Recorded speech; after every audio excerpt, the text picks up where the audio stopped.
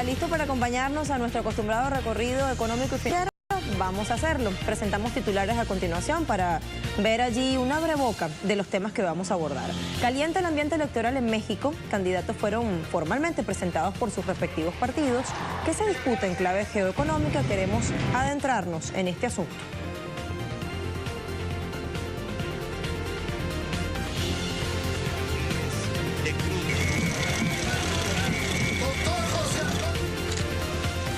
La compañía estadounidense General Motors se prepara para decirle adiós en mayo a Sur Corea.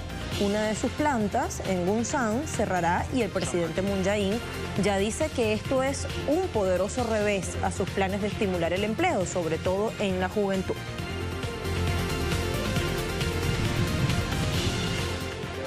Y en nuestro expediente TPP-11, la resurrección del polémico TPP sin Estados Unidos. ¿Hay diferencias sustanciales? Las vamos a revisar en nuestro tema de análisis.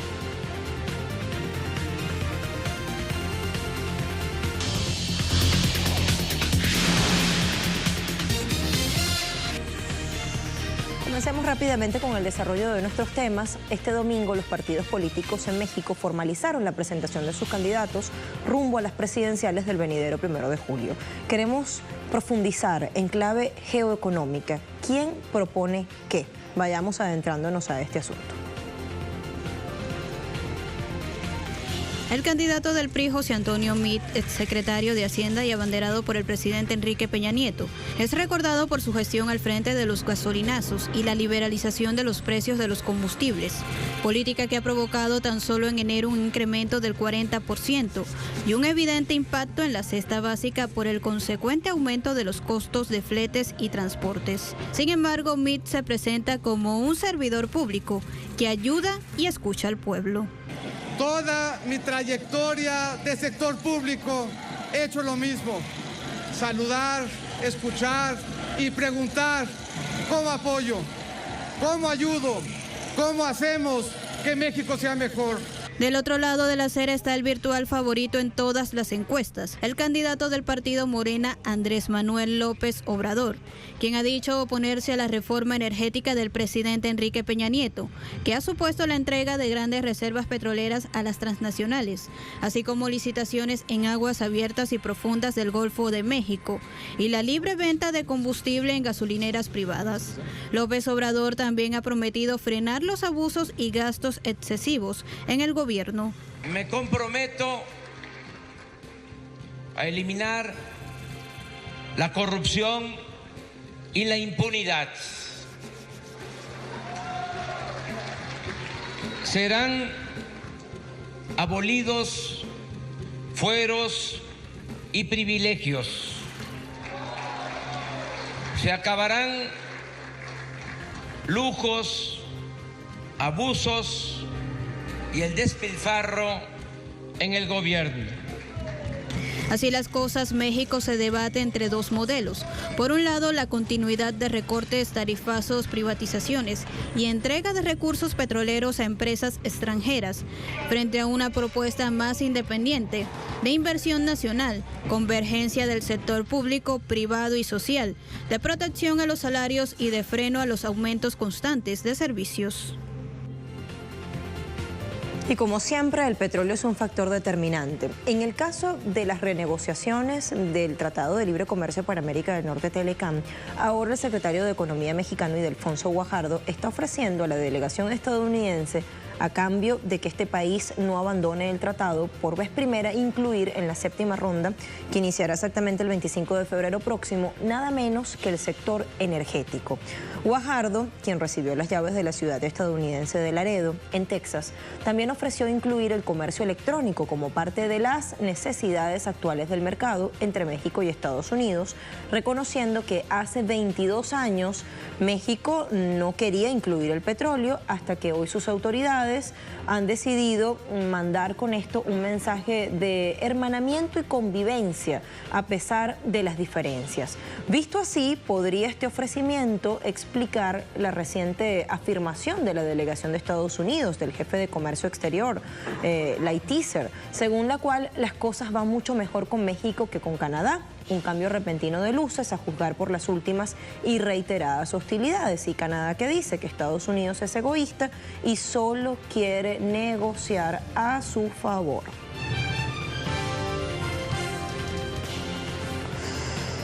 Y en Panamá, ¿se acuerdan de las revelaciones recientes de una unidad de inteligencia financiera de Andorra? Un informe que tiene bastantes luces sobre casos de corrupción recientes. Bueno, ahí está involucrado Demetrio Papadimitriou, exministro de la Presidencia. Es una de las figuras claves de los dos últimos gobiernos de Panamá, sin duda, y una vez más está en el centro de un escándalo por supuesto blanqueo de capitales y corrupción. Uno más en esa extensa lista que mantiene en vilo al pueblo panameño, que sacude a la opinión pública toda, que está exigiendo cese a la impunidad, luego de que esta investigación revelada por la Unidad de Inteligencia Financiera del Principado de Andorra revelase que los padres de este ex titular de la presidencia movieron entre 2010 y 2014 16 millones de dólares en 45 cuentas de forma compulsiva. Veamos.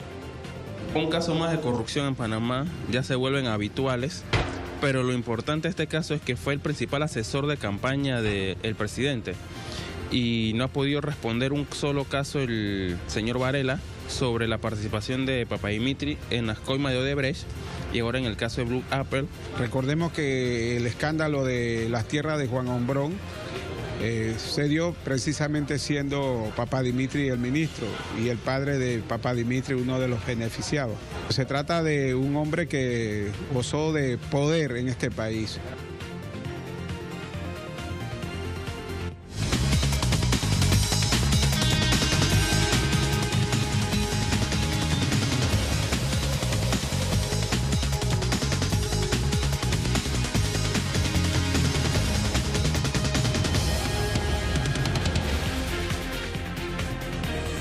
Allí teníamos nuestra cuenta. Apenas un día resta para que comience la preventa de la criptomoneda venezolana El Petro.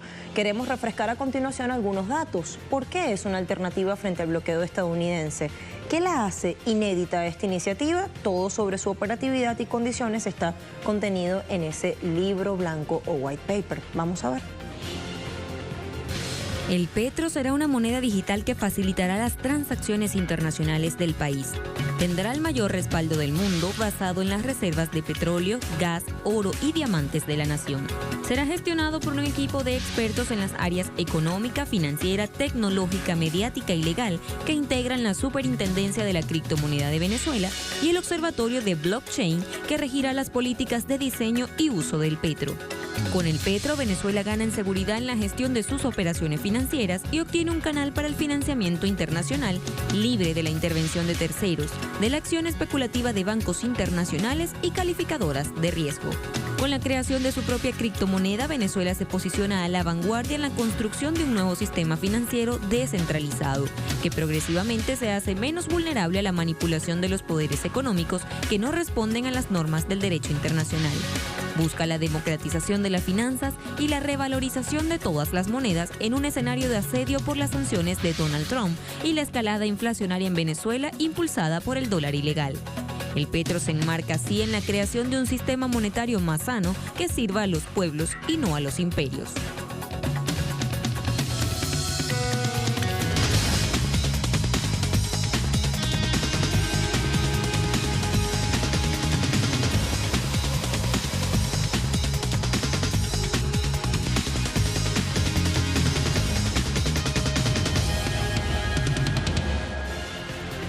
Bueno, y mientras Venezuela se prepara para esta preventa, que será el día de mañana, hagamos nosotros nuestra primera pausa en Impacto Económico y a la vuelta le contamos cómo cada vez más se está pidiendo regulación del porte de armas en Estados Unidos a propósito de los últimos escándalos de la tragedia registrada el viernes pasado.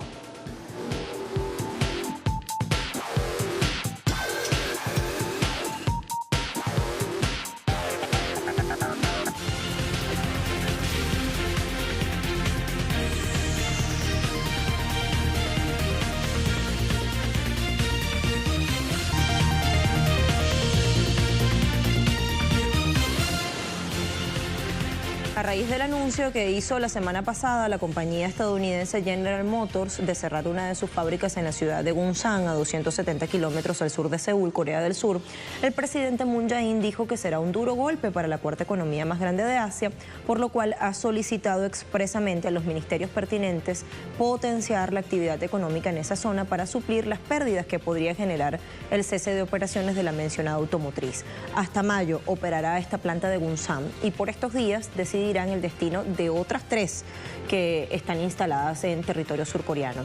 Directivos y sindicatos, a la hora de explicar la situación, se contradicen en las versiones. Entre otras cosas, la junta directiva alega que la decisión se debe a una amplia reestructuración empresarial a escala global que ha emprendido la compañía, mientras que el sindicato argumenta que es una decisión unilateral desde todo punto de vista y que la causa es la mala gestión de los recursos. ¿Acaso se debe a las amenazas de Trump a las fabricantes estadounidenses de que si no vuelven tendrán que pagar fuertes o altos impuestos? Bueno, cualquiera que sea la razón, el magnate republicano lo celebró la semana pasada diciendo que General Motors regresará a Detroit y en el caso del mandatario surcoreano Moon Jae-in, como adelantábamos, ha dicho que será un duro revés para sus planes de estimular el empleo, especialmente en la juventud, siendo la automotriz uno de los espacios propicios para abrir nuevas plazas de trabajo.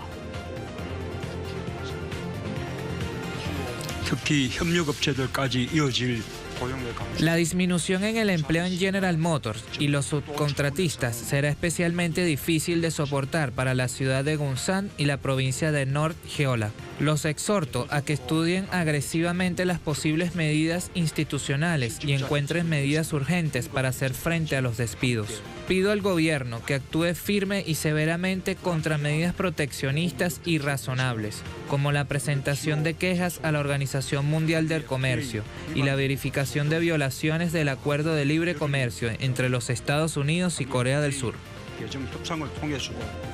Y Ucrania, inmersa como está en una profunda crisis económica y política, miles de ciudadanos han salido nuevamente a las calles de Kiev exigiendo la destitución del presidente Petro Poroshenko. ¿Qué está ocurriendo? Recientemente el propio mandatario reconocía que hay una grave crisis económica que ha causado dolorosas pérdidas y daños económicos a la población. La economía sumergida de enero a septiembre del año pasado era de 33% del Producto Interno Bruto. La economía sumergida. Solo la mitad de la población económicamente activa está empleada y 20% de los trabajadores se consideran pobres. Esto ha obligado, en varios de los casos, a la juventud, específicamente a las chicas, a poner sus vientres en alquiler. Según la BBC, una joven por trabajar en un hotel turístico de la zona oeste de Ucrania percibe $200 al mes apenas. Por llevar el bebé de otras personas en su vientre, percibe $20.000. Y esta diferencia gigantesca es lo que hace que las chicas prefieran decantarse por la segunda opción.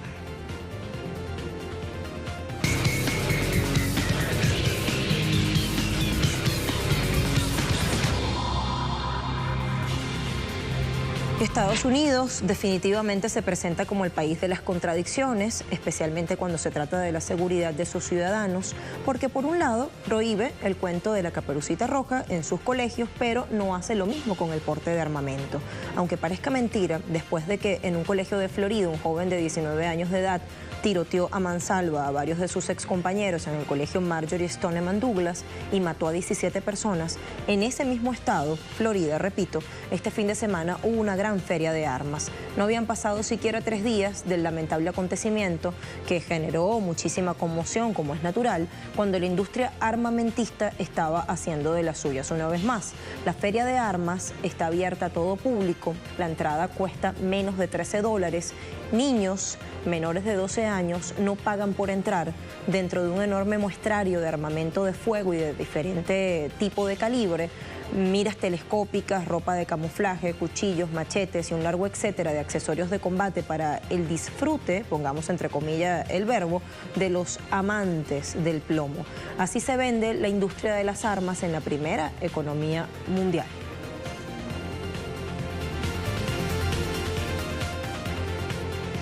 Y a medida que se desarrollaba esta actividad, cientos de estudiantes del colegio donde se registró la tragedia reciente, la más reciente, Marjory Stoneman Douglas High School de Parkland, colegio en el cual exactamente, recordamos la cifra, fueron asesinadas 17 personas en este tiroteo, hicieron manifestaciones llamando al control de armamentos, a las modificaciones legales a las que hubiere lugar.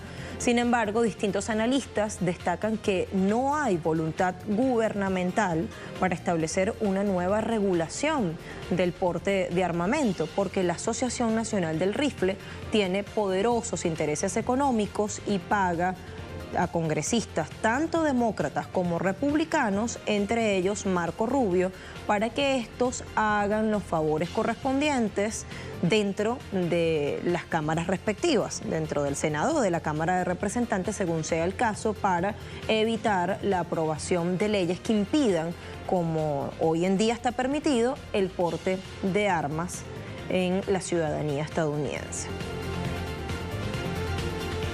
Y las ventas de las 100 principales compañías de armas subieron en 2016 hasta 374.800 millones de dólares, para quien se pregunta si esto es o no un negocio millonario. Esta información la suministraba en diciembre pasado el Instituto Internacional de Estudios para la Paz de Estocolmo.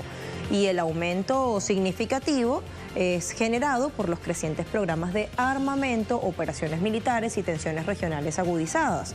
La lista refleja el dominio abrumador de las firmas estadounidenses y europeas, porque acá Europa también tiene mucho que ver, que controlan 82,4% de las transacciones de las norteamericanas, Lockheed Martin, Boeing y Raytheon, que están entre las primeras 10. Y recuerden que la semana pasada teníamos entre uno de nuestros expedientes justamente el negocio de los poderosos en lo que tiene que ver con la guerra y la venta de armamento. Nueva pausa en nuestro impacto económico, la última que vamos a hacer, y a la vuelta, tema de análisis. TPP-11, ¿de qué va? ¿Acaso la resurrección del acuerdo tan polémico conocido como TPP sin Estados Unidos? Veamos.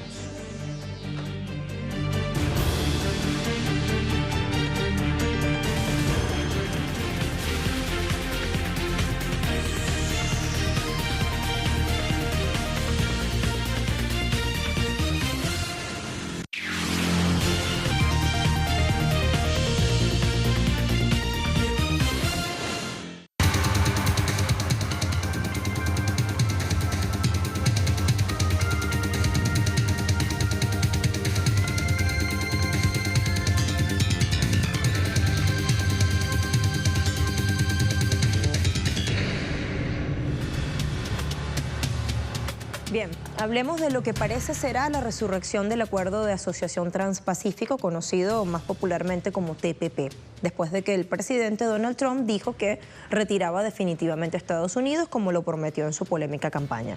Aparece con nuevo nombre, un integrante menos, claro está, pero con grandes similitudes al tratado original. El 8 de marzo será rubricado por sus integrantes y acá le contamos de qué va esa reformulación. Se suponía que el Acuerdo de Asociación Transpacífico, el TPP, iba a ser el tratado de libre comercio más importante del futuro. El acuerdo económico donde se fijarían las reglas con las que se jugaría el comercio internacional en las décadas venideras. Australia, Brunei, Canadá, Chile, Japón, Malasia, México, Nueva Zelanda, Perú, Singapur y Estados Unidos formaron el selecto grupo de países que estaban decidiendo lo que venía en materia económica, política y social. Todo lo relacionado con la apertura a mercados y el libre comercio. Sin embargo, pese a lo increíblemente bueno que parecía, se hizo un esfuerzo importante para que las negociaciones del TPP pasaran lo más desapercibidas posibles, incluyendo una cláusula de secretismo que impedía que los equipos de negociadores nacionales informaran a los representantes políticos y a la ciudadanía respecto a los avances del acuerdo. Y es que lo que venía no era bueno. Disposiciones que terminarían incrementando el precio de fármacos, la posibilidad de que las empresas privadas demandaran a los estados por promulgar leyes que afectasen sus ganancias proyectadas y una serie de disposiciones draconianas en materia de propiedad intelectual que amenazaban con poner en jaque derechos fundamentales en los entornos digitales.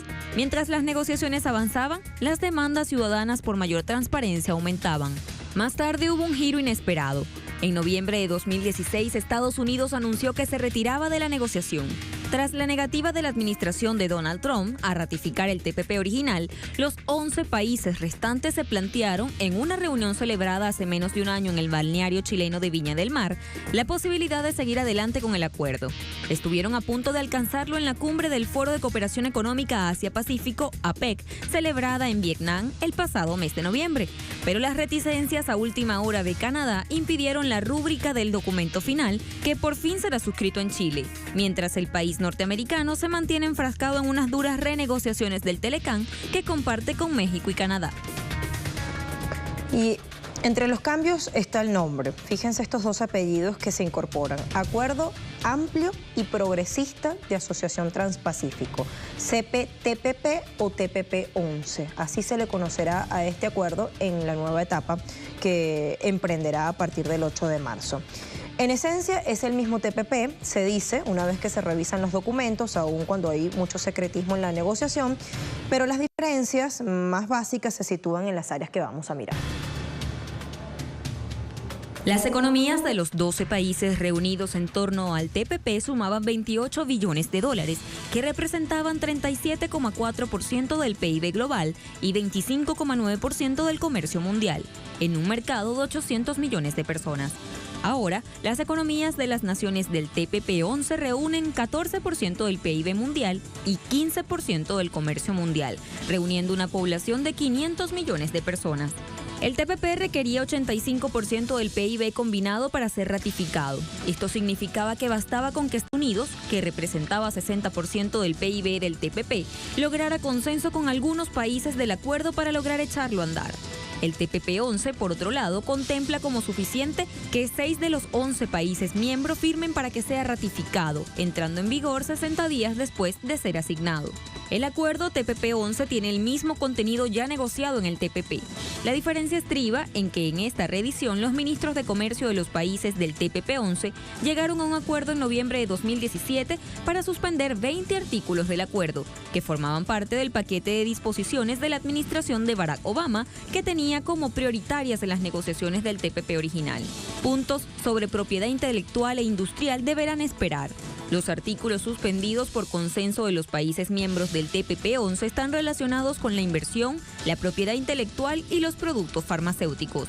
10 de esos artículos tratan sobre derechos de autor, patentes, medidas de protección digitales de propiedad intelectual, obligación de proveedores de servicios de Internet para evitar piratería de contenidos protegidos. Las suspensiones afectan además al capítulo de inversiones del acuerdo. Los alcances del mecanismo de solución de controversias inversionista-Estado se acotaron en el TPP-11. Bajo este, las compañías privadas que firman un contrato de inversión con los gobiernos nacionales no podrán usar cláusulas del mecanismo de solución de controversias si existe una disputa sobre ese contrato. La crítica alega que, como de costumbre, ha sido un acuerdo negociado a puertas cerradas, en absoluto secreto, beneficia principalmente a las multinacionales y también se hace la alerta de que podría allanar el camino para que las empresas, estas poderosas multinacionales, demanden a los gobiernos que decidan soberanamente cambiar de política en áreas como salud y educación, que allí está el meollo de toda esta cuestión de la patente, de las patentes en plural y de la propiedad intelectual. Creo que el TPP-11 se ha convertido en un símbolo de mercados abiertos en contra del unilateralismo de Trump. Pero si uno mira lo que hay en el TPP, refuerza monopolios que son lo opuesto a los mercados abiertos. Y realmente se trata de corporaciones globales que tienen un conjunto de reglas que les convienen. Y las preguntas que tenemos que hacernos en Australia y otras personas en otros países es, ¿esto nos interesa?